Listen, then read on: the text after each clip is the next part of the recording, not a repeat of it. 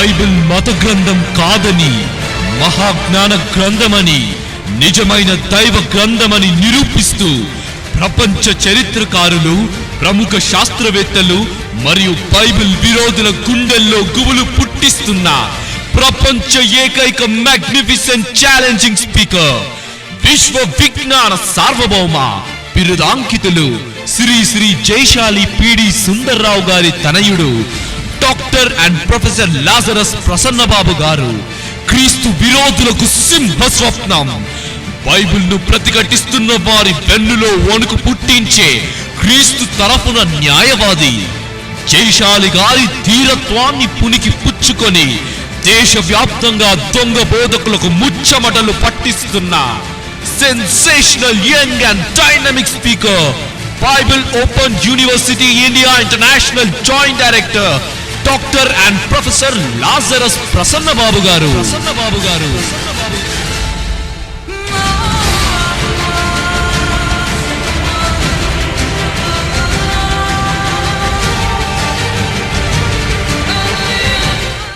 క్రీస్తు యేసునందు ప్రియమైన దేవుని వర్లారా, స్వర్గం నరకం మరి నిజమా లేదా ఉన్నాయా అనే వివరణతో కూడిన ఈ సభలకు విచ్చేసిన దేవుని పిల్లలైన మీ అందరికీ క్రీస్తు వారి శుభప్రదమైన నామములు, శుభాభివందనాలు తెలియజేస్తున్నాను. ప్రియులారా, స్వర్గం నరకం అనే ఈ రెండు పదాలు పుట్టిన నాట నుంచి మనం విన్న మాటలే. అయితే మాటలు విన్నాం కానీ ఆ మాట వెనుక ఉన్న ప్రాంతాన్ని, ప్రదేశాన్ని మనలో ఏ ఒక్కరూ చూడలేదు. కనుక చూడని వారముగా మనమే కాదు, ఈ లోకంలో ప్రతి మనిషి ఉన్నాడు. అలా ఉన్నప్పుడు ఆ మనిషి ఎలాగూ దానిని నమ్మగలడు? చూడని దానిని మనిషి నమ్మగలడా అని మనం ఆలోచించగలిగితే, మనిషి ఎన్నో సందర్భాలలో తాను చూడని వాటిని తెలుసుకొని కూడా ఉన్నాయి అని గ్రహించి ఈరోజు నమ్ముతున్నాడు. అంటే చూడని వాటిని నమ్మడానికి అవసరమైనది ఏమండి? విశ్వాసం అంటారు దానిని. బైబిల్ దానికి పెట్టిన పేరు ఏంటంటే విశ్వాసం. అందరి భాషలో చెప్పాలి అంటే నమ్మకం. కొన్ని మనం చూడగలం, కొన్ని మనం వినగలం, కొన్ని మనం కేవలం నమ్మగలం. అంటే ప్రకృతిలో ప్రతిదానికి సాక్ష్యం, ఆధారం కావాలి అంటే అది దొరకదు. ఎందుకంటే ఈరోజు మనలను కన్న తల్లిదండ్రులు ఎవరు అని అడిగితే మనం సూటిగా సమాధానం చెప్పగలం. పలానా వ్యక్తికి, పలానా తల్లికి నేను పుట్టానండి, ఈయన నా తండ్రి, ఈమె నా తల్లి అని మనం చెప్పగలం. కంటికి కనిపిస్తున్నారు గనుక, మనతో ఉన్నారు గనుక వాళ్ళని గురించి మనం చెప్పగలిగాం.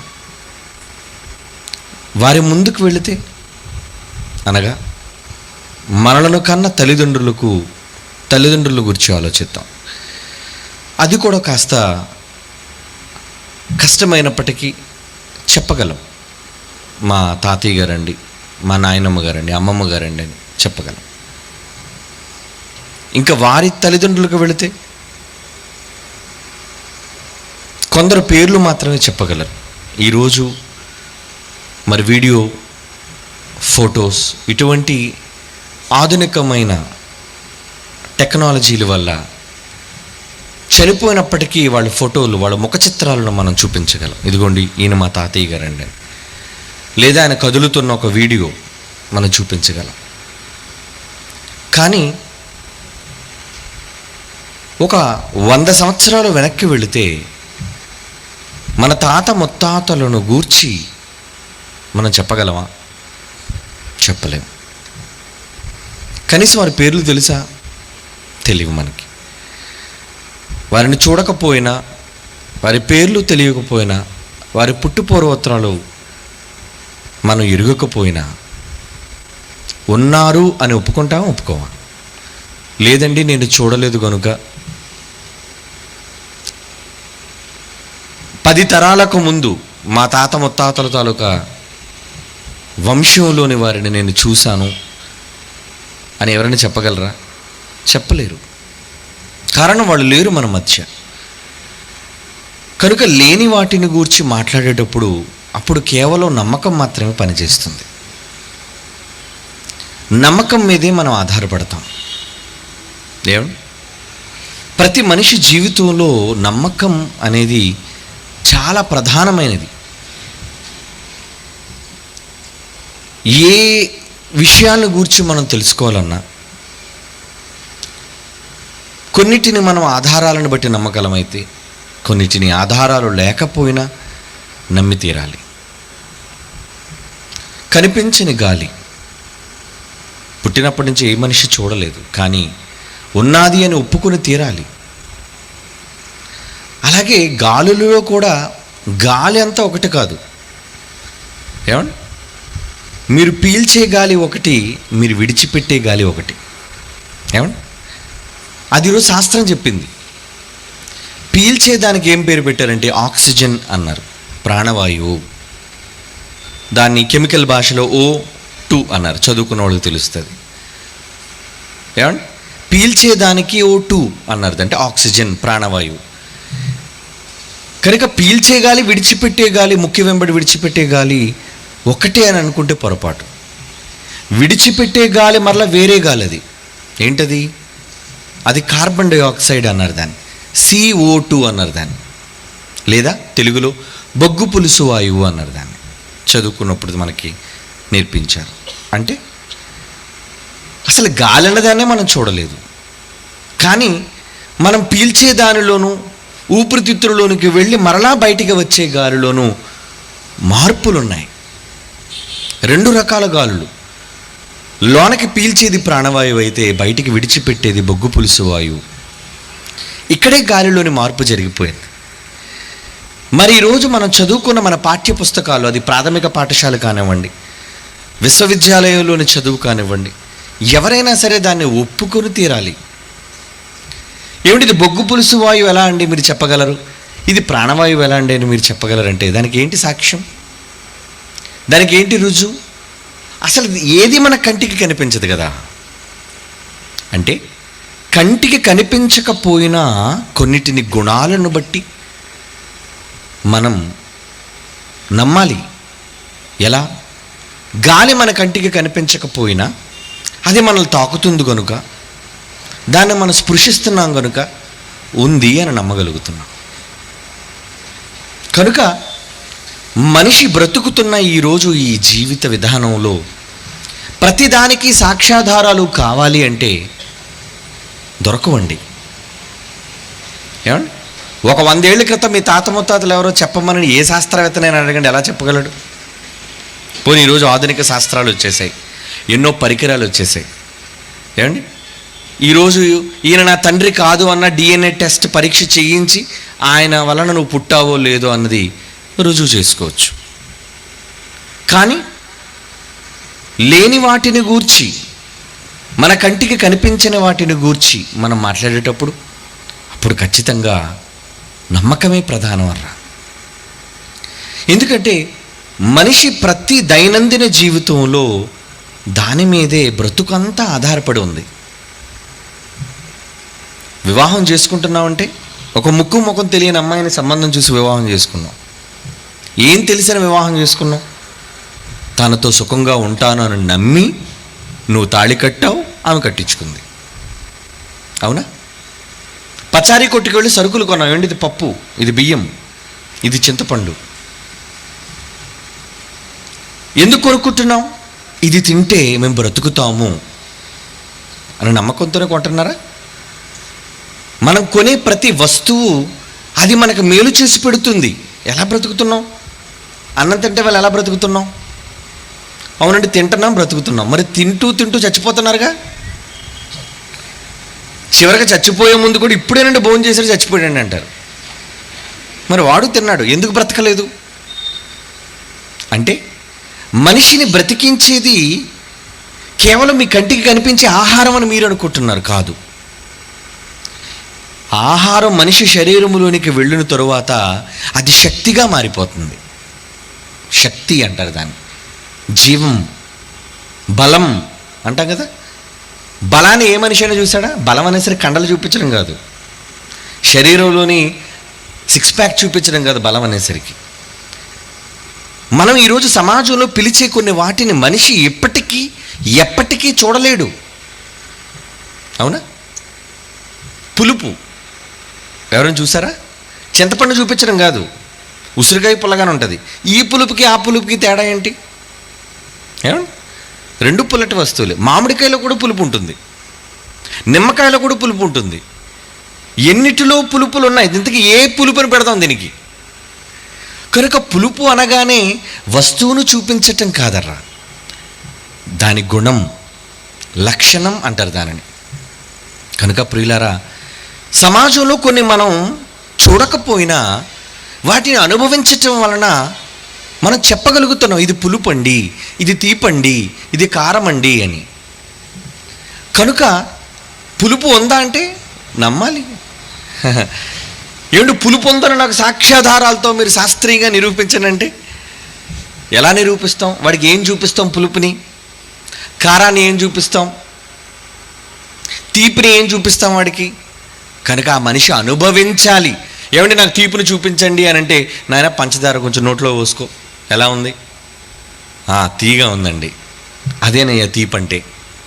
ఏమండి, కనుక మనిషి కొన్నిటిని అనుభవిస్తేనే కానీ తెలుసుకోలేడు. ఏమండి, మీకు అర్థమవుతుందా? అంటే ప్రతిదాన్ని కళ్ళతో చూడాలి అనుకోవటం తప్పు కాదు, కానీ అన్నిటినీ నువ్వు చూడలేవు. ఏమండి, అన్నిటినీ నువ్వు చూడాలనుకున్నా చూడలేవు. ఏమండి, ఈరోజు కనబడుతున్నాగా ఈ గాలిలో కనబడే మనకు పురుగులండి, కంటికి కనిపించే పురుగులు, కనిపించని పురుగులు కూడా ఉన్నాయండి. ఏంటో తెలుసా అవి? చూస్తారు ఒకసారి, ఒక బొమ్మ చూపిస్తాను చూడండి. ఏమండి, కంటికి కనిపించకపోయినా మన కళ్ళకు కనిపించు కానీ పురుగులు.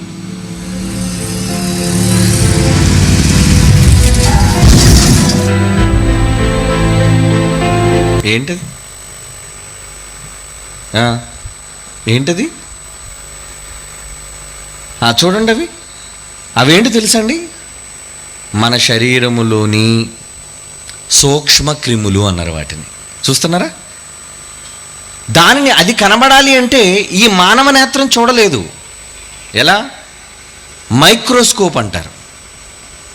లెపర్షియన్ కానీ కొంతమంది కనిపెట్టారు. ఆ పవర్ఫుల్ మైక్రోస్కోప్ అనేది అద్దాలను కనిపెట్టి దాని నుంచి ఉన్న వాటిని సూక్ష్మంగా చూసుకుంటూ లోనకి వెళితే అదిగోండి కనిపించేవి, అవి కూడా క్రిములే, సూక్ష్మ క్రిములు. జ్వరం వచ్చింది అనుకోండి, ఏమనుకుంటున్నారు? అవి మీ ఒంటిలోనికి పురుగులు వచ్చాయన్నమాట, సూక్ష్మ క్రిమి అంటారు. దగ్గు వచ్చింది అనుకోండి, సూక్ష్మ క్రిమి.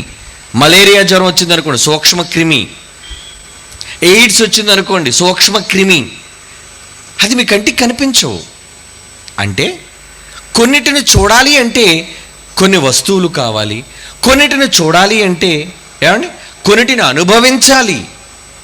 అందుకు మీకు సాక్ష్యాలుగా మీకు చెబుతున్నాను. కనుక ఈరోజు ప్రకృతిలో కొన్నిటిని గూర్చి మనం, అది మైక్రోస్కోప్ అంటారండి, అది మైక్రోస్కోప్. ఏమండి, అవన్నీ చూడొచ్చు.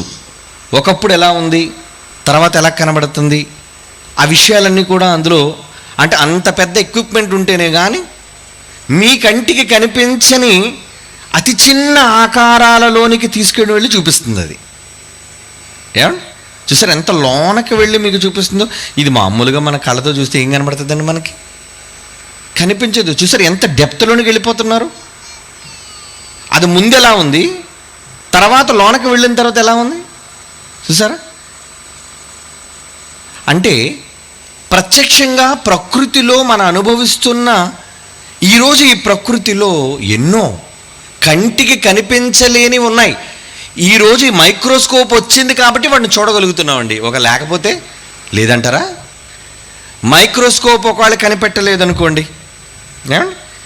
ఒకవేళ మైక్రోస్కోప్ కనిపెట్టబడలేదు అనుకుందాం, ఏమండి, హ్యాన్స్ లెపర్షీ కానీ జకరియస్ జాన్సన్ అని కానీ వీళ్ళు మరి ఈ పరికరాలను కనిపెట్టారు కాబట్టి వాటిని మనం చూడగలుగుతున్నాం. అవునా? కనిపెట్టారు కాబట్టి వాటిని చూడగలుగుతాం. కనిపెట్టలేదు అనుకుందాం, పోనీ లేవంటారా? పరికరం లేనంత మాత్రాన, మనం చూడలేనంత మాత్రాన అది లేదు అనుకుంటే ఎలా? ప్రియులారా, ఇది నేను ఎందుకు చెప్పాను అంటే, దేనినైనా మనం నమ్మాలి. నమ్మకం మీద ప్రతిదీ ఆధారపడి ఉంది. ప్రతిదానికి ఆధారం, సాక్ష్యం నాకు కళ్ళతో చూడాలి అంటే ఎలా చూడగలవు? నీవు చూడలేవు. ఏమండి?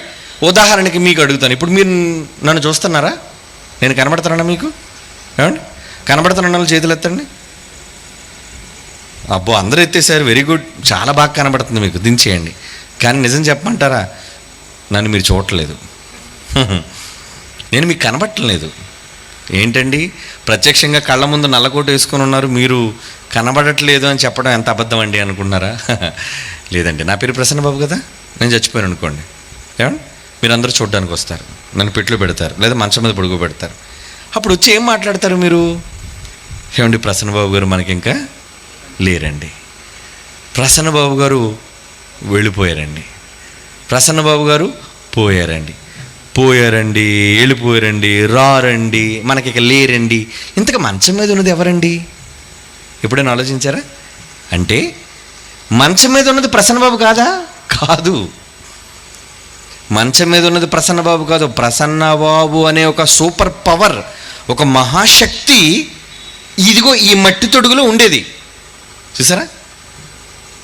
ఇప్పుడు ఈ శరీరం మీద నేను కోట్ వేసుకున్నానండి, ఇంటికి వెళ్ళిన తర్వాత కోట్ తీసేస్తాను. వాచ్ పెట్టుకున్నానండి, వాచ్ తీసేస్తాను. పని ఉంది కాబట్టి కోట్ వేసుకొని వచ్చాను, పని ఉంది కాబట్టి దీంతో వాచ్ పెట్టుకున్నాను.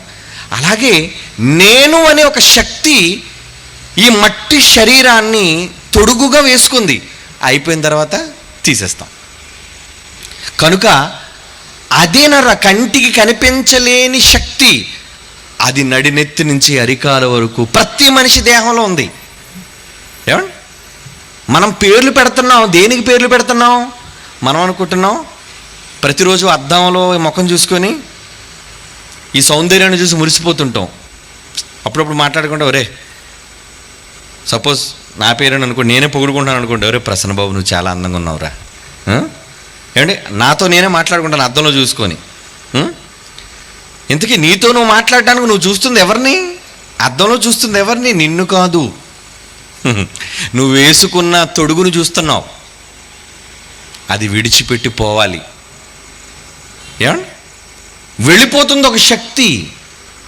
దానికి బైబిల్ పెట్టిన పేరేంటో తెలుసా? ఆత్మ అన్నాడు. యేసుక్రీస్తు వారు భూమి మీదకి వచ్చి ఒక చక్కటి మాట చెప్పాడు ఆయన.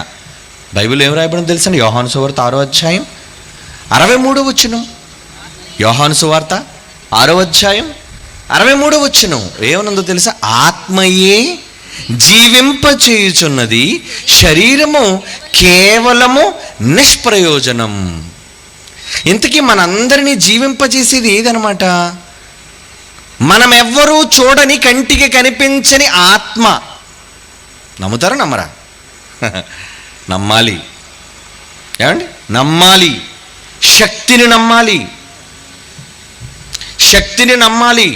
ఏమండి? శక్తిని నేను నమ్మనంటే ఈరోజు శాస్త్ర ప్రపంచం అంతా అదే పిచ్చి పట్టిందండి వాళ్ళకి. ఎందుకంటే ప్రతిదాన్ని నాకు చూపించంటారు వాళ్ళు. ఏం చూపిస్తాం? ఏమండి?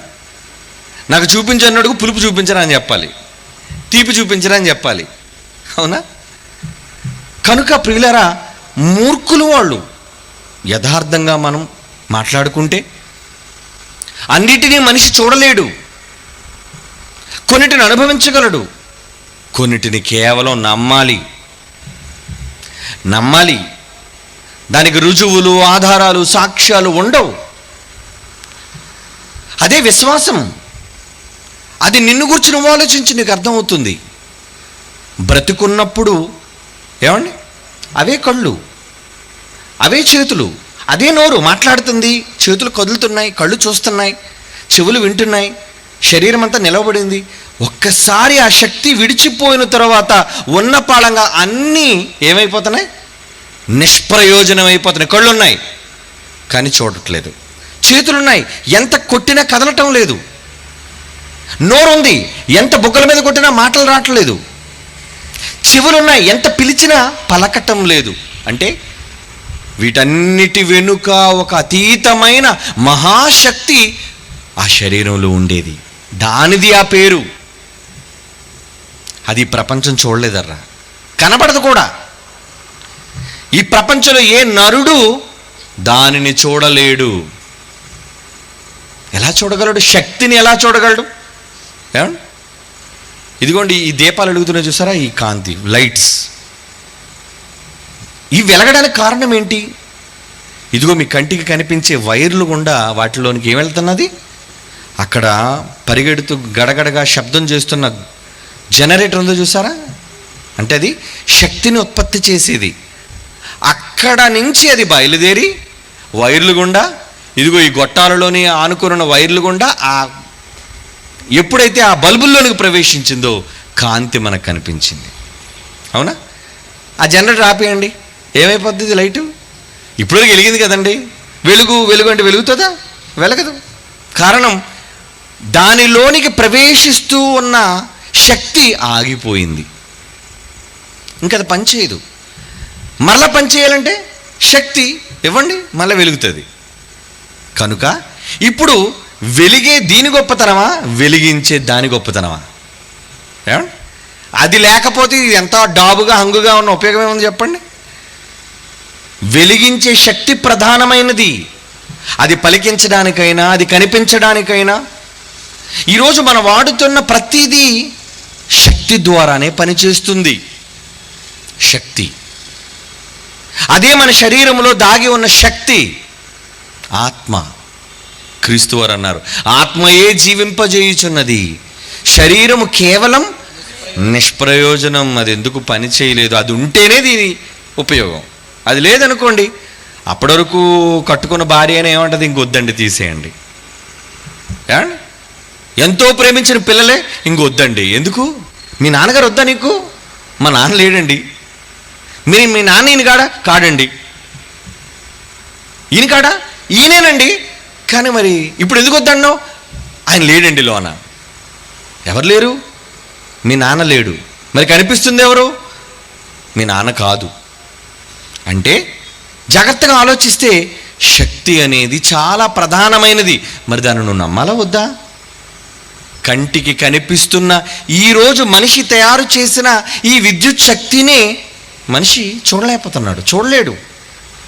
పవర్ కనబడదు, కేవలం దాన్ని మనం అనుభవించాలి.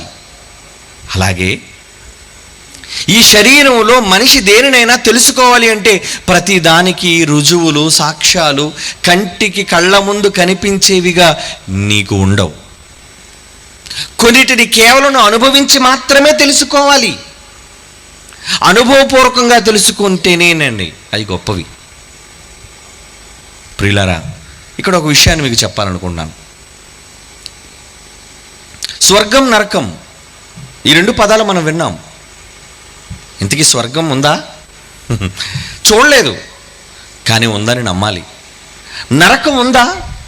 చూడలేదు, కానీ ఉందని నమ్మాలి. కొన్ని సందర్భాల్లో మనం ఎలా మాట్లాడుతుంటామంటే, మనిషి ఎక్కువగా ఆనందపడ్డాడు అనుకోండి, భయంకరమైన ఎండ వేడిలో అలిసిపోయి చెమటలు పట్టేసి ఒక మంచి ఏసీ గదిలోకి వచ్చి మంచి పరుపిచ్చి పడుకో అన్నాం అనుకోండి, అప్పుడు ఏమంటాడు? అబ్బా స్వర్గంలో ఉన్నట్టుందిరా అంటాడు. అవునా? మనిషి ఏం మాట్లాడతాడు? నిజంగా స్వర్గంలో ఉన్నట్టుంది అంటాడు. అంటే వాడు అనుభవించే అనుభవంలో వాడు ఏమన్నాడు? ఆనందించటం స్వర్గం. అవునా? మంచి టైంలో, మంచి నిద్ర పడుతున్న టైంలో కరెంట్ పోయింది అనుకోండి, దోమలు వచ్చేసి మమ్మల్ని గుట్టేస్తున్నాయి అనుకోండి, అప్పుడు ఏమంటాడు? బా దోమలు నరకం చూపిస్తున్నారా అంటాడు. అంటే బాధ.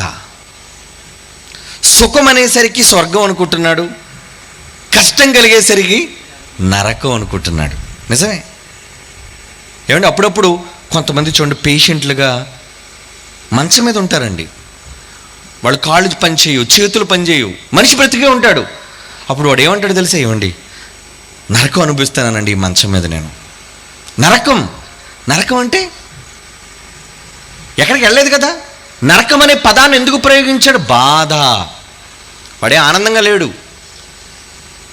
కళ్ళ ముందు కాలు తెగిపోయినప్పుడు, కళ్ళ ముందే చెయ్యి తెగిపడిపోయినప్పుడు మనిషి అనుభవించే వేదన ఏమంటాడు తెలుసా? అమ్మో, ఒరే నరకం చూశాను రా, నేను నరకం చూశానంటాడు.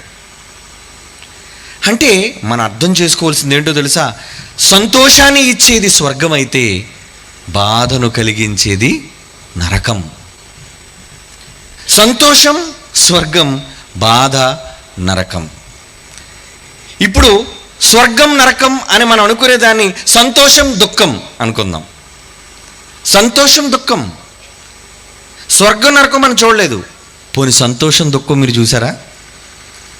ఏమండి, సంతోషాన్ని చూపించడం చూద్దాం.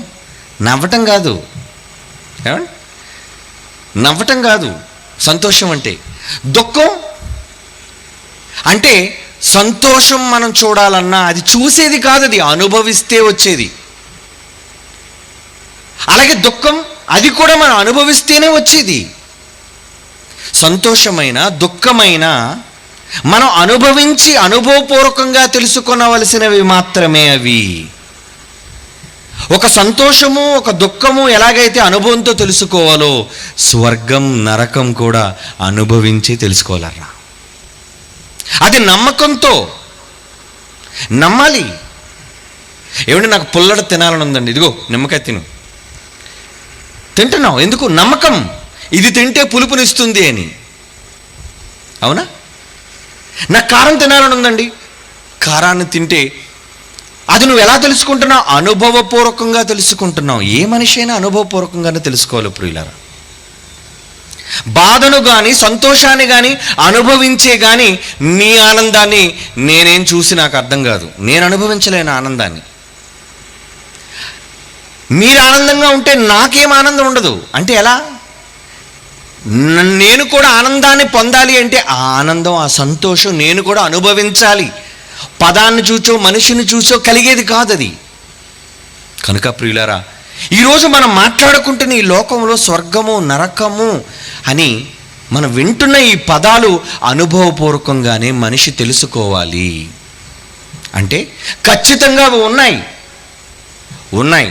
భూమి మీదే మనిషి అనుభవిస్తున్న సంతోషంలో స్వర్గం అంటున్నాడు, దుఃఖంలో నరకం అంటున్నప్పుడు బైబిల్లో దేవుడు చెప్పిన మాటల ప్రకారంగా స్వర్గము నరకము ఈ రెండు ఉన్నాయి అనేది నువ్వు నమ్మగలిగితే బైబిల్ చెప్పిన సత్యం. అది భూమి మీద బ్రతుకున్నప్పుడే నమ్మి తీరాలి. నమ్మకపోతే మనిషి పడే వేదన ఏంటో, నమ్మితే మనిషికి కలిగే సంతోషం ఏంటో అది కేవలం మాటల్లోనే మేము చెప్పగలం. కానీ అది ఎప్పుడు మీరు తెలుసుకుంటారో తెలుసా?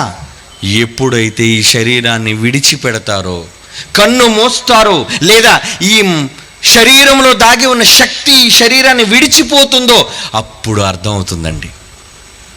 ఏ మనిషికైనా ప్రపంచంలో స్వర్గాన్ని గూర్చి కానీ నరకాన్ని గూర్చి కానీ తెలుసుకోవాలి అంటే ఈ శరీరాన్ని విడిచిపెట్టిన తరువాతేనండి మనకు తెలిసేది. బతుకున్నప్పుడు తెలుసుకోలేమా? ఏమిటి, తల్లి కడుపుల్లో మనం పడినప్పుడు ఈ లోకం ఉందని మనకు తెలుసా? చెప్పండి. అమ్మ కడుపులో 9 నెలలు ఉన్నాం మనం అందరం. 9 మాసాలు తల్లి కడుపులోనే ఉండే వచ్చాం. తల్లి కడుపులో ఉన్నప్పుడు మీకేమైనా జ్ఞాపకాలు ఉన్నాయి? ఇప్పుడు చెప్పకండి. అమ్మ కడుపులో మీరు ఉన్నప్పుడు ఈ లోకం ఉందని, అందులో రంగులు ఉన్నాయని, రుచులు ఉన్నాయని, వాసనలు ఉన్నాయని మీరు ఏమైనా తెలుసుకున్నారా? తెలుసుకోలేదు. మరి ఎప్పుడు తెలుసుకున్నారు? తల్లి కడుపులో నుంచి బయటికి వచ్చిన తరువాత మీరు ఎదుగుతూ అన్నిటినీ మెల్లమెల్లగా ఒకదాని తర్వాత ఒకటి అనుభవపూర్వకంగా తెలుసుకున్నారు. ఇది పులుపు, ఇది తీపి, ఇది నిప్పు, ఏమండి, ఇది చల్లదనం, వీటన్నిటినీ అనుభవంతో తెలుసుకున్నారు మీరు. అలాగే ఇది ఎందుకు చెప్పానో తెలుసా? పుట్టక ముందు ఈ లోకం కోసం మనకు తెలియదు. ఈ లోకాన్ని తెలుసుకోవాలి అంటే పుట్టాలి. ఈ లోకంలో రంగులు ఉన్నాయని తెలుసుకోవాలి అంటే పుట్టాలి. ఏంటి, తల్లి కడుపులోని శిశువుగా ఉండి అలా తల్లి కడుపులోని చచ్చిపోయాడు అనుకోండి, వాడికి ఏం తెలుసండి? ఏమీ తెలుసుకోలేడు. కనుక తెలుసుకోవాలి అంటే తల్లి కడుపులోంచి బయటకు రావాలి. అదే పుట్టుక, జన్మ అన్నారు దాన్ని. ఈ లోకం కోసం తెలుసుకోవాలంటే పట్టాలి. స్వర్గం నరకం కోసం తెలుసుకోవాలంటే మనిషి చావాలి. చస్తేనే కానీ వాటిని గురించి మనం తెలుసుకోలేము. మరణిస్తేనే కానీ అవి ఉన్నాయన్న విషయాన్ని మనం అనుభవించలేము. అందుకే భూమి మీద దేవుడు బ్రతుకున్నప్పుడే ప్రతి మనిషికి చెప్పాడు జాగ్రత్త. ఏమని? నాయనా, స్వర్గం ఉంది, నరకం ఉంది, జాగ్రత్త. స్వర్గానికి వెళ్ళాలి అంటే ఈ పనులు చేయాలి, నరకానికి వెళ్ళాలి అంటే ఈ పనులు చేస్తే వెళతావు అని దేవుడు మనుషులకు చెప్పాడు. చెప్పిన తరువాత బ్రతుకున్నప్పుడు ఏం చేయాలి? మనిషి దాన్ని నమ్మాలి. చదివిన దానిని నమ్మాలి. అవునా, నేను మంచిగా బ్రతకకపోతే నరకానికి వెళ్ళిపోతానా? నేను మంచిగా బ్రతికితే పరలోకానికి వెళతానా? అవును, నీకు చెప్పినప్పుడు దాన్ని నమ్మాలి. ఏమండి, అప్పుడప్పుడు ఒక ఉదాహరణ మీకు చెప్తాను. చదువుకోలేనని చూసి తల్లిదండ్రులు అంటారు, రే చదువుకోరా, నువ్వు చదువుకుంటే నీ బ్రతుకు బాగుంటుందిరా, నువ్వు చదువుకోలేదనుకో నువ్వు చాలా కష్టపడతావు, ఇబ్బంది పడతావు నువ్వు అని చెబుతుంటారు అప్పుడప్పుడు తల్లిదండ్రులు. అప్పుడు వాడు ఏమంటాడో తెలుసా? ఇప్పుడు నాకు ఎన్ని ఎందుకులే చెప్తావు, నాకేమొద్దు, పట్టించుకోరండి చాలామంది.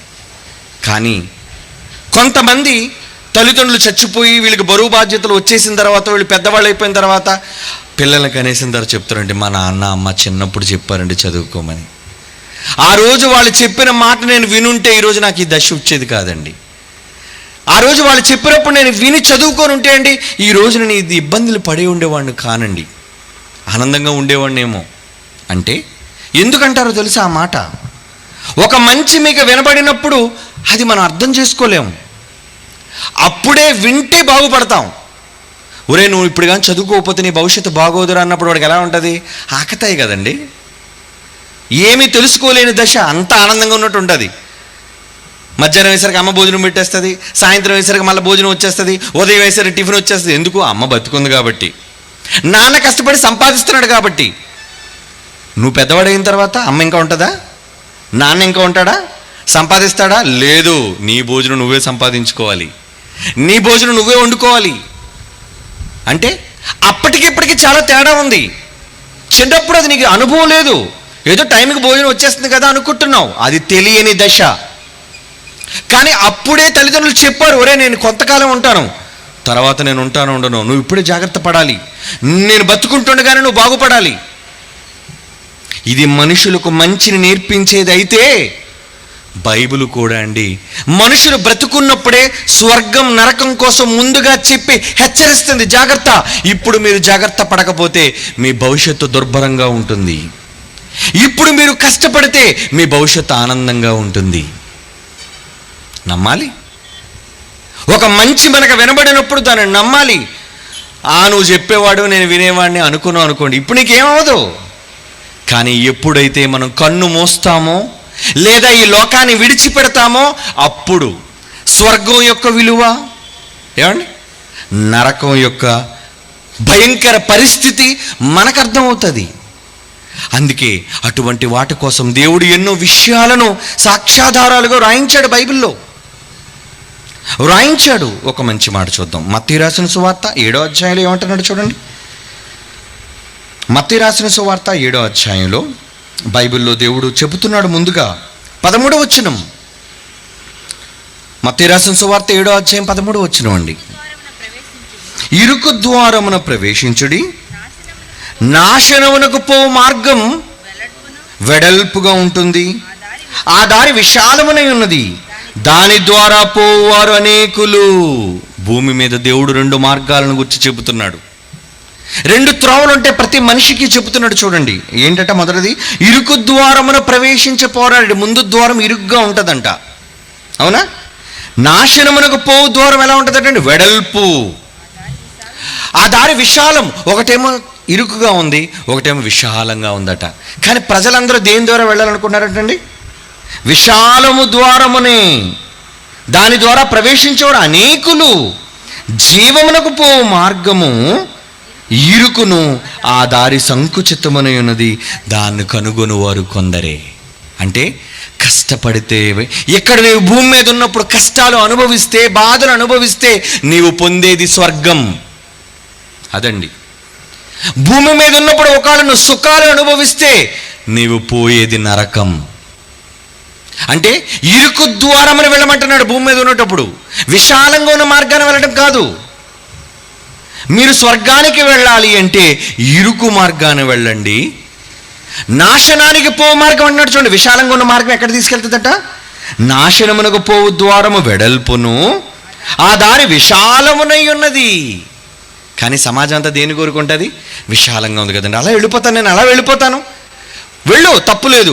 కానీ అలా వెళ్ళటం వల్ల నువ్వు చేరే గమ్యం ఏంటో తెలుసా? నాశనం అంటున్నాడు. చూడండి, కనుక భూమి మీద బ్రతుకున్నప్పుడే మనం నిర్ణయం తీసుకోవాలి. ఏంటా నిర్ణయం? ఇప్పుడు నేను ఇరుకు మార్గాన్ని వెళ్ళాలా, లేదంటే విశాలంగా ఉన్న అందరూ వెళుతున్న ఆ మార్గంలో నేను వెళ్ళాలా? ఎందుకంటే అందరూ అందులోనే వెళుతున్నారు, అందరూ ఆనందంగా అందులోనే వెళుతున్నారు. కనుక భూమి మీద ఉన్నప్పుడు ఈ నిర్ణయాన్ని మనం తీసుకోవాలని దేవుడు ముందుగా హెచ్చరించాడు. అందుకు బైబిల్లో మరొక మంచి మాట వ్రాయబడిన చూడండి. ఇర్మియా గ్రంథం 21వ అధ్యాయం 8వ వచనం చూడండి ప్రియులారా. ఇర్మియా గ్రంథం ముందుగానే దేవుడు హెచ్చరిస్తున్న మాటలు, ఆ మాటలలోని పరమార్థాన్ని మీరు చూడాలి. ఇర్మియా గ్రంథం 21వ అధ్యాయంలోని 8వ వచనం చూడండి ప్రియులారా. ఈ ప్రజలతో నీవిట్లను యెహోవా సెలవిచ్చిన, తండ్రి అయిన దేవుడు ఏమని సెలవిస్తున్నాడంటే, చదవండి, జీవ మార్గమును మరణ మార్గమును నేను మీ ఎదుట పెడుతున్నాను. భూమి మీద బ్రతుకున్నప్పుడే దేవుడు చెబుతున్నాడు, ఒకటి జీవానికి వెళ్ళే మార్గాన్ని, ఇంకోటేమో మరణానికి వెళ్ళే మార్గం మీ ఎదుట నేను పెడుతున్నాను. ఇప్పుడు నిర్ణయం తీసుకోవలసింది మీరు. ఏ మార్గం గుండా మీరు వెళ్ళాలి? జీవ మార్గాన్ని వెళతారా, మరణ మార్గాన్ని వెళతారా? ఈ మార్గం గుండా వెళితే అన్ని ఇబ్బందులు, కష్టాలు, సమస్యలు, కానీ వెళ్ళేది పరలోకం. ఈ మార్గం విశాలంగా ఉంది, అంత ఆనందం, కానీ చేరేది నరకం, బాధ. చూసారా? అంటే దేవుడు ముందుగా మనుష్యులతో హెచ్చరిక చేస్తున్నాడు. మొదట వీడు నమ్మడు, ఉందో లేదో వీడికి తెలియదు. పోనీ నమ్మే పరిస్థితికి వచ్చేసరికి అది కూడా కష్టాలా? పరలోకానికి వెళ్ళాలంటే నేను కష్టాలు అనుభవించాలా? నరకానికి వెళ్ళాలంటే భూమి మీద నేను సుఖాలు అనుభవించాలా? చూసారా? సుఖాలు అనుభవించే వాళ్ళందరూ నరకానికి పోతారా? కష్టాలు అనుభవించే వాళ్ళందరూ కూడా స్వర్గానికి వెళ్తారా? అదే దేవుడు చెప్పాడండి. స్వర్గం నరకం అనగా కష్టం, సుఖం, దుఃఖం, ఆనందం అనేది ఈ రెండు ఉన్నాయి అని నువ్వు నమ్మితే, అది నువ్వు తెలుసుకోవాలి అంటే మరణం తర్వాతే తెలుసుకోవడం అన్నది నిజమైతే, ఎందుకంటే చనిపోతే తెలుస్తుంది మనకి, అది అనుభవపూర్వకంగానే తెలియాలి. ఎవరో చెబితే మనం వినగలం అంతే, కానీ దానిలో ఉన్న ఇబ్బంది ఏంటో, కష్టం ఏంటో మనకు తెలియదు ప్రియులారా. కనుక మన స్వర్గం వైపు వెళ్ళాలన్నా లేదంటే నరకం వైపు వెళ్ళాలన్నా భూమి మీద ఉన్నప్పుడే నిర్ణయాన్ని తీసుకోవాలి. దేవుడు అంటున్నాడు, మీ ముందు మార్గాలను పెట్టాను, 2 మార్గాలు. ఈ 2 మార్గాల్లో ఎటువైపు వెళతావు? 2 వ్యక్తులను గురించి బైబిల్లో రాయబడిన నిజాన్ని చెప్పి రాత్రి ముగిస్తాను మీకు. ఏమండి? లోకా రాసిన సువార్త, యేసుక్రీస్తు ఒక మాట చెప్తున్నారండి. 2 వ్యక్తులను చెబుతున్నాడు ఆయన. లోకా రాసిన సువార్త 16వ అధ్యాయంలో, ఏమండి ఒకసారి చూడండి బైబిల్లో. లోకా రాసిన సువార్త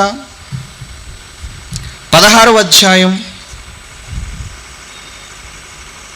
19వ వచనం చూడండి. ధనవంతుడు అనేవాడు ఒకడు ఉన్నాడు. అతడు ఊదారంగు బట్టలు, సన్నపు నార వస్త్రములు ధరించుకుని ప్రతిదినము బహుగా సుఖం, రోజు వీడికి ఆనందమే. ఏమండి? లాజరు అని ఒక దరిద్రుడు ఉండెను. వీడు పేదవాడు, డబ్బులు లేవు వీడికి. వాడు కురుపులతో నిండిన వాడే ధనవంతుని ఇంట వాకిట పడి ఉండెను. అతడి బల్ల మీద నుండి పడు రొట్టె ముక్కలతో ఆకలి తీర్చుకొని కోరును. కుక్కలు వచ్చి వాని కురుపులు నాకెను. ఈ లోపు ఆ పేదవాడు దరిద్రుడు చనిపోయి, 22వ వచనం, ఆ దరిద్రుడు చనిపోయి, వాడు చనిపోయిన వెంటనే ఎవరు వచ్చారో చూడండి. చనిపోయిన వెంటనే ఎవరు వచ్చారు? దేవదూతల చేత అబ్రహాము రొమ్మును కానుకొనుటకు కొనుపోబడును. పేదవాడు చచ్చిపోయాడు. ఆ తర్వాత గొప్పవాడు కదండి, కాస్త డబ్బు ఉంది, కాస్త మంచి ఆహారం తిన్నాడు, జబ్బు వచ్చిన వైద్యం చేయించుకున్నాడు, కాస్త ఎక్కువ కాలం బ్రతికాడు. అయినా చావాలి ఏదో ఒక రోజు. చచ్చాడు వాడు కూడా. చచ్చిన తర్వాత ఏం జరిగింది? 23వ వచనం, ధనవంతుడు కూడా చనిపోయి పాతి పెట్టబడెను. అప్పుడు అతడు పాతాళములో బాధపడుచు, వీడెక్కడికి వెళ్ళిపోయాడండి? ప్రతిరోజు భూమి మీద సుఖపడడానికి అలవాటు పడిన వీడు నరకానికి పోయాడు. ప్రతిరోజు కష్టాన్ని అనుభవించిన లాజరు సంతోషకరమైన ప్రదేశానికి వెళ్ళిపోయాడు, సుఖపడే ప్రదేశానికి వెళ్ళిపోయాడు అని మనం ఎలా చెప్పగలం? కిందకి వెళితే చెప్తున్నాడు చూడండి బైబిల్లో 24వ వచనం. తండ్రివైన అబ్రహామా నా ఎందుకు కనికరపడి తన వేలి కొనను నీళ్లలో ముంచి నన్ను ఆలుకను చల్లార్చు. వెళ్ళిపోయిన ధనవంతుడు అక్కడ యాతన పడుతున్నాడండి, బాధ. చెప్పానే నరకం. నరకం అనేసరికి నొప్పి, ఆవేదన, చెప్పుకోలేని బాధ, మంటలు. లాజరుని పంపు, నేను ఈ అగ్ని జ్వాలలలో యాతన పడుచున్నానని కేకలు వేసెను. ఏమండి, మండిపోతున్నాడు అనమాట వాడు, మండిపోతున్నాడు వాడు అక్కడ. 25వ వచనం. అందుకు అబ్రహాము, కుమారుడా నీవు నీ జీవితకాలం అంతా ఎలా బ్రతికావు? భూమి మీద ఉన్నప్పుడు నువ్వు ఎలా బ్రతికావంటే నీకు ఇష్టమైనట్టు సుఖం అనుభవించితివి. నీకు ఇష్టం వచ్చినట్టు బ్రతికావు, నీకు నచ్చినట్టు బ్రతికావు. నువ్వు ఈరోజు నువ్వు అనుభవిస్తుంది బాధ. నీకు నచ్చినట్టు బ్రతికావు కనుక నీకు బాధ. కానీ లాజరు అలాగునే లాజరు కష్టం అనుభవించినని జ్ఞాపకము చేసుకును. భూమి మీద బ్రతుకున్నప్పుడు అది కష్టం అనుభవించాడు కనుక ఇప్పుడైతే వాడు ఇక్కడ నెమ్మది పొందుచున్నాడు, నువ్వైతే యాతన పెట్టబడుతున్నావు. చూసా ఇద్దరికి ఉన్న తేడా చూసారా? భూమి మీద ఉన్న పరిస్థితులు చనిపోయిన తర్వాత తారుమారైపోయి అక్కడ ఆనందంగా ఉన్నవాడేమో వేదనలోనికి వెళ్ళిపోయాడు, భూమి మీద వేదనలో ఉన్నవాడేమో సంతోషంలోనికి వెళ్ళిపోయాడు. స్వర్గం నరకం అనుభవం వచ్చేసింది వీళ్ళిద్దరికీ. చూసారా? ఒకరేమో సంతోషంలోనికి వెళ్ళారు, ఒకరేమో దుఃఖంలోనికి వెళ్ళిపోయారు. మరి ఇప్పుడు సంతోషం, దుఃఖం ఈ రెంటిని మనిషి అనుభవించాలి అంటే ఏం కావాలి? ఈ భూమిని విడిచిపెట్టాలి. స్వర్గం నరకం ఉన్నాయన్న విషయం మనిషి నిర్ధారించుకోవాలి అంటే ఎవడో చూసొచ్చినోడు లేడండి. చూసొచ్చినోడు ఎవడో లేడు. కానీ ముందుగా దేవుడు తన పిల్లల్ని హెచ్చరిస్తున్నాడు, నాయన ఒకవేళ మీరు ఇలా బ్రతికితే మీరు స్వర్గానికి పోరు, ఇలా బ్రతికితే మీరు నరకానికి పోతారు. దేవుడు ముందుగా చేసిన హెచ్చరిక మాటలు మనిషి భూమి మీద బ్రతుకున్నప్పుడే విని మారాలి. అది కరెంటు తెగయో ముట్టుకోవద్దని చెప్పాడు, నువ్వేమనాలి? మంచి చెప్పాడు, విను. నువ్వు నాకు చెప్పేటోడులే అని అనుకుంటే పోయేది నువ్వే. అటు గోయుందయ్యా అటు వెళ్ళకండయ్యా అని చెప్పారు, అయినా నువ్వు వెళ్ళిపోతే ఎవరికి నష్టం? ఒక మంచి మాట నీకు వినబడుతున్నప్పుడు ఆ మాట ప్రకారంగా ఆలోచించి నిర్ణయం తీసుకోవడానికి సమాజం ఆలోచించాలి. కానీ ఈరోజు ఆలోచిస్తుందా? ఏం అవసరం అనుకున్నారు ఈ సభలు పెట్టడానికి? ప్రతి మనిషి చనిపోక ముందు స్వర్గం నరకం ఉన్నాయన్న విషయం తేల్చుకొని చావాలి. ఒకడంటాడు స్వర్గం లేదు నరకం లేదు, భూమి మీదే అన్నీ అంటాడు. భూమి మీదే అన్నీయా? బ్రతుకైనా ఏదైనా సంతోషమైనా దుఃఖమైనా అనుభవించాలి, అది భూమి మీదే ఉందంటున్నాడు. ఏమండి, భవిష్యత్తు గురించి ఆలోచన వాడికి లేదు. మంచి వాడికి చెబుతున్నా భవిష్యత్తును వాడు తెలుసుకోలేకపోతున్నాడు. భూమి మీద శరీరం బ్రతుకుండే కాలం చాలా చిన్ని కాలం, కానీ శరీరాన్ని ఆత్మ విడిచిపెట్టి వెళ్ళిపోయిన తరువాత జీవించే కాలం ఉంది చూశారు, అది అనంతమైన కాలం, చాలా ఎక్కువ కాలం. ఆ కాలానికి పరిమితి లేదు, ముగింపు లేదు. ముగింపు లేకపోతే నష్టం ఏంటనుకున్నారా? ముగింపు లేనప్పుడు నువ్వు స్వర్గానికి వెళ్ళావు అనుకో, ఎప్పటికీ నీ సంతోషానికి ముగింపు ఉండదు. అదే కానీ పోతూ పోతూ నరకానికి పోయావు అనుకో, నీ వేదనకు ముగింపు ఉండదు. రెండు ప్రమాదమే. చూసారా? అంటే ముందుగా మీరు తెలుసుకోకపోతే, భూమి మీద బ్రతుకున్నప్పుడే ముందుగా మీరు ఆలోచించకపోతే, తరువాత మీరు పోయే లోకం ఒకవేళ భయంకరమైన నరకమైతే, వేదన స్థలమైతే, బాధపడే స్థలమైతే ఎలా ఉంటుంది? చాలా భయంకరంగా ఉంటుందండి. ఆ భయంకరంగా ఉండే ప్రదేశాన్ని గురించి దేవుడు అన్నాడు, నాయన నరకమున, మార్కు సువార్త 9వ అధ్యాయం చూద్దాం ప్రియులారా. మార్కు సువార్త 9వ అధ్యాయం 48వ వచనం చూడండి. నరకమున వారి పురుగు చావదు, అగ్ని ఆరదు అంటున్నాడు. చూడండి, అంటే ఒక్కసారి మనిషి నరకములోనికి వెళ్ళిన తరువాత అక్కడ చావు లేదు. నీ వేదన ఆగిపోదు. ఆగని వేదనలో, తీరని బాధతో, ఆరని మంటలలో మనిషి ఎప్పుడూ కాలిపోతూనే ఉంటాడండి. ముగింపు లేదా? ముగింపు లేదు, రాదు. అదండి ఉన్న భయంకర పరిస్థితి. ఒకవేళ అదృష్టవశాత్తు మీరు వెళ్ళటం, స్వర్గానికి వెళితే భాగ్యవంతులు మీరంతా, సంతోషం. కానీ ఒకవేళ వెళ్ళేది నరకమైతే, జారిపోయేది అగ్నిగుండమైతే, ఇందాక చెప్పినట్లుగా పాతాళమైతే ఎవరు తీసుకొస్తారు చెప్పండి దానిలో నుంచి? కనుక దానిలోనికి వెళ్లకుండా ఉండాలి అంటే భూమి మీద ఉన్నప్పుడే మనం ఎటు వెళుతున్నామో అన్నది సరిచేసుకోవాలి. ఆ మార్గాన్ని, అమ్మో నేను స్వర్గానికి వెళ్ళే మార్గంలోనే వెళ్ళాలి, నరకానికి వెళ్ళే మార్గంలోనికి వెళ్ళకూడదు నేను, ఎందుకంటే అక్కడ ముగింపు లేదు, ఇంకా నేను తిరిగి రాను, నేను రాలేను. కనుక ప్రియులారా, ఈరోజు భూమి మీద బ్రతుకున్నప్పుడే మనిషి ముందుగా ఆలోచించి నిర్ణయం తీసుకోవాలి.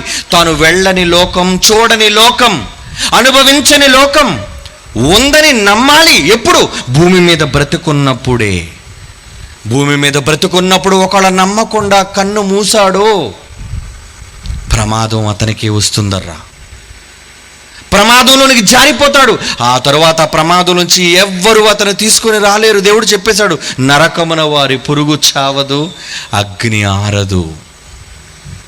ఇందాడేమన్నాడు? ఇందాడు ధనవంతుడు చనిపోయినవాడు, భూమి మీద సుఖపడ్డానికి అలవాటు పడినవాడు, యాతన పెట్టబడుతున్నాను నేను, నా బాధ. అటువంటి బాధలోనికి మనం జారిపోకుండా ఉండాలి అంటే భూమి మీద ఉన్నప్పుడే మంచి నిర్ణయం. దేవుడు పెట్టిన 2 మార్గాల్లో పరలోకానికి నడిపించే మార్గాన్ని తెలుసుకోవాలి. మరి ఆ మార్గాన్ని ఎలా అండి తెలుసుకుంటాం? ఆ మార్గం తెలియాలంటే భూమి మీద ఒకే ఒక వ్యక్తి ఉన్నాడు. ఆయన ఏమన్నాడో తెలుసా? నేనే మార్గం, నేనే సత్యం, నేనే జీవం. ఆయన ఎవరో కాదండి, 2000 సంవత్సరాల క్రితం భూమి మీద అడుగు పెట్టిన ఒక మహాశక్తి, శక పురుషుడు అని పిలిచింది. ఆయన పేరు యేసుక్రీస్తు. ఆయన చెప్పాడు, మీరు ఒకవేళ పరలోకానికి వెళ్ళాలి అంటే నేనే మార్గం. ఆయన నడిచిన మార్గంలోని వెళితేనేనండి ఏంటి పరలోకానికి చేరేది. ఆయన ఎటువంటి మార్గంలో వెళ్ళాడు? యేసుక్రీస్తు వారి జీవితాన్ని చూడండిరా.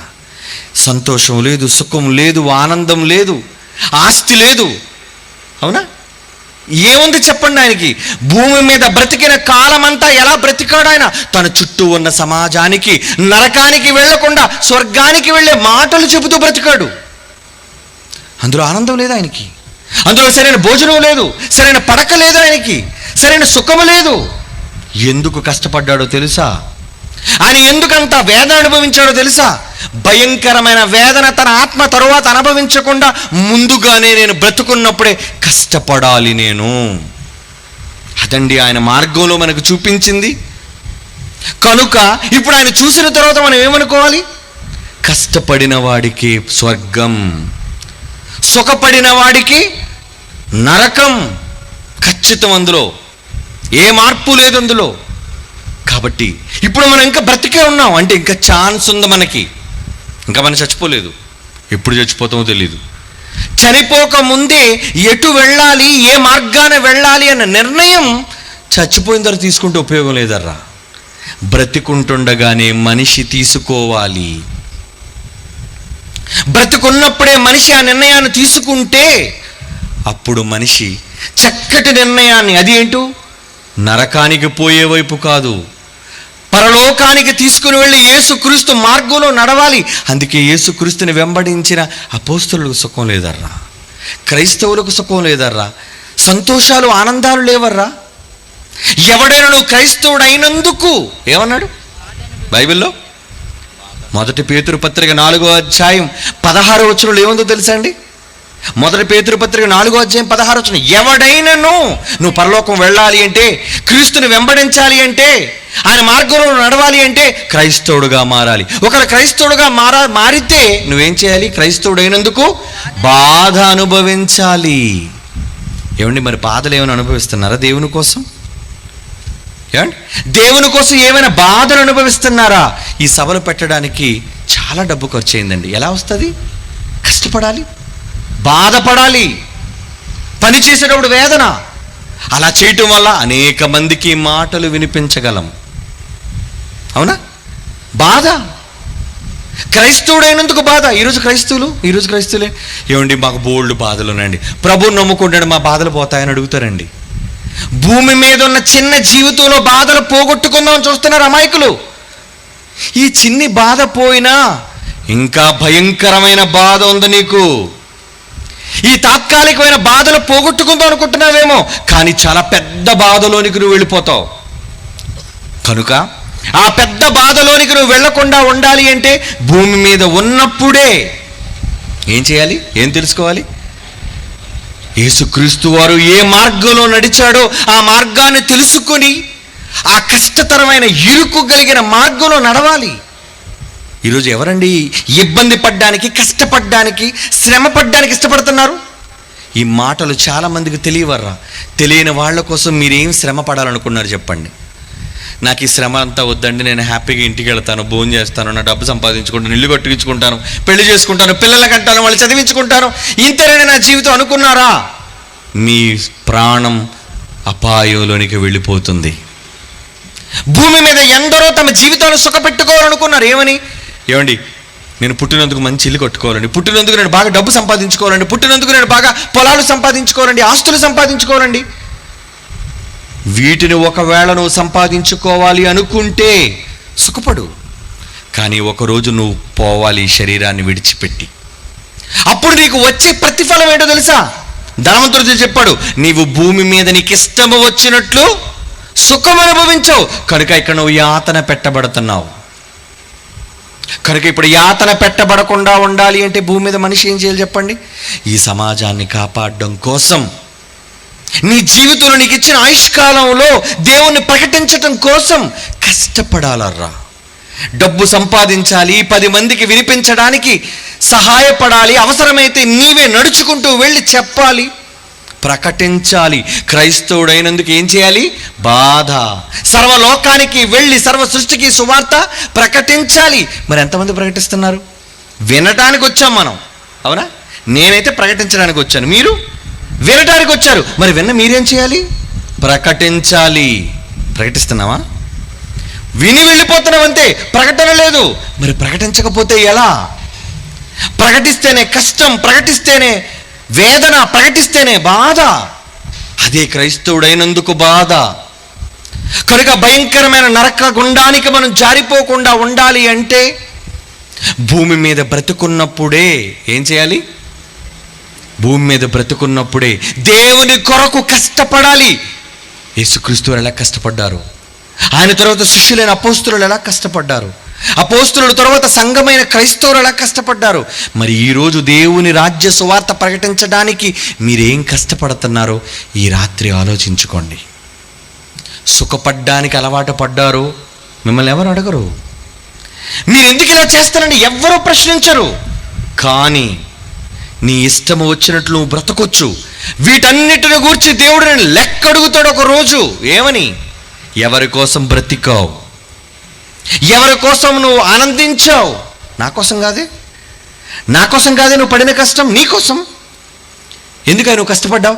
నా కొడుకుని చదివించడం కోసం అండి. ఎందుకై నువ్వు కష్టపడ్డావు? మా అమ్మాయికి పెళ్లి చేయడం కోసం అండి. నువ్వెందుకు కష్టపడ్డావు? మా పిల్లలకి ఇల్లు కట్టించడం కోసం అండి. ఇల్లు కట్టించావు, పెళ్లి చేసావు, చదివించావు, చివరికి నువ్వు చచ్చావు. అంటే ఈ కష్టం అంతా ఎవరి కోసం? నీ కోసం, నీ కుటుంబం కోసం. నా కోసం ఏది? నా కోసం కష్టం ఏదైనా దేవుడు అడుగుతాడు. అలా దేవుని కొరకు కష్టం అనుభవించని ఏ మనిషి అయినా పోయేది నరకం. అది ఒకవేళ ఇప్పుడు చెప్పినప్పుడు మీకు అర్థం కాకపోయినా ఈ మాట మీ మెదడులో భద్రపరుచుకోండి. మీరు కన్ను మూసిన మరుక్షణం వెళ్ళిపోయే భయంకరమైన ప్రదేశం నరకగుండం. ఇంకక్కడి నుంచి తిరిగి రావటం అన్నది లేదు. ఒకవేళ తిరిగి రావడం అనేది ఉందంటే ఈ పాటికి మన ముందు చచ్చిపోయిన చాలా మంది వచ్చేసి ఉండాలి. వచ్చారా? ఎవ్వరూ రాలేదు. ఇటు నుంచి పోవడమే కానీ అట్నుంచి ఎవ్వరూ రావటం లేదు. అది చచ్చిపోయిన తరువాత నరకం నుంచి రాలేరు, స్వర్గం నుంచి రాలేరు. స్వర్గం నుంచి రావాల్సిన అవసరం లేదు వాళ్ళకి, ఎందుకంటే ఆనందంలో ఉన్నారు. కానీ నరకంలో ఉన్న వాళ్ళు ఒకరు బాధపడినా ధనవంతుడు అదే బాధపడుతున్నాడు. నాకు 5 అన్నదమ్ములు ఉన్నారు, ఎలాగైనా వాళ్ళకి చెప్పాలి, నువ్వు వెళ్ళడానికి వీల్లేదు అనేసాడు అబ్రహాము. కారణం, నువ్వు వెళ్ళే అవకాశం ఉండదు. కనుక ఈ సందర్భం విన్న తర్వాత మనం ఏం చేయాలో తెలుసా? భయపడాలి. ఏంటా భయం అంటే భూమి మీద ఉన్నప్పుడే కష్టపడాలన్నమాట. అందుకే దేవుడు ఒక మాట అంటాడు ప్రసంగి గ్రంథంలో. చివరిగా ఆ మాట చదివి మనం ముగించుకుందాం. ప్రసంగి గ్రంథం ఏమండి, ఇవ్వండి ఒకసారి బైబిల్. ప్రసంగి గ్రంథం 11వ అధ్యాయం 9వ వచనం చూడండి ప్రియులారా. ప్రసంగి గ్రంథం 11వ అధ్యాయం 9వ వచనం. యవనుడా, నీ యవన కాలమందు సంతుష్టిగాను ఉండు, పర్లేదు, అవునా? అయితే నీ యొక్క ఇష్టము చొప్పున, నీ కోరిక చొప్పున నిన్ను తీర్పులోనికి తెచ్చును. జ్ఞాపకముంచుకో, నువ్వెలా బ్రతికోవన్నది నిన్ను తీర్పులోనికి తెస్తానంటున్నాడు. చూడండి, చూసారా?